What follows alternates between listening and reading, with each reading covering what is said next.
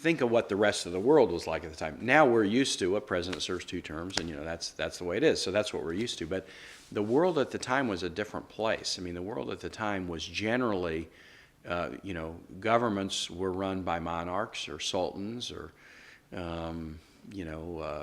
some form of a religiously anointed leader that would be there for a very long time, for life, unless somebody knocked him off. And that was the way the world was. And so the framers of the Constitution set this up very differently, really tried to alter the course of kind of human history about what a government was. But they had to have a leader at the top who fully embraced it. And Washington was so popular that he could have been a king, he could have been a president for a long period of time. But he was able to look into the future enough to understand that the better thing for the country was to have a tradition of citizen servants who would serve for a period of time and then step back.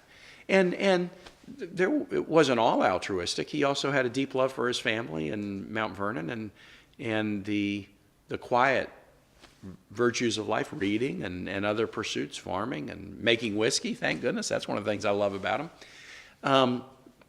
So he understood that the joys of private life were very significant. But his willingness at the start to establish the tradition that power is held and then power is relinquished, peaceful transfers of power, we're used to those now. That was not that common back then, peaceful transfers of power. So he got us off on a really good start.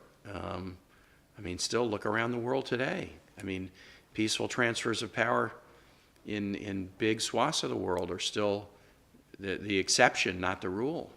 But thank goodness for the democracies, whether it's our America or whether it's European democracies or countries like India. The example that Washington set about peaceful transfers of power, even to different political parties, is an idea that's so powerful that it is, it's not universal, but it is spread since his time. And that's an important thing to know too. If you're De Gaulle, I think it's De Gaulle who has the phrase, "The graveyards are filled with indispensable men." When you're in a position of power, you can think of yourself as indispensable. You can think, how can anything happen without me?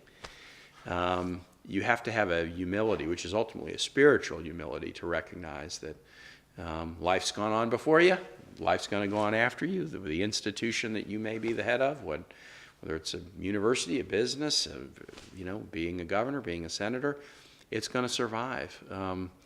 And you ought to have the humility to recognize it. Washington teaches us that.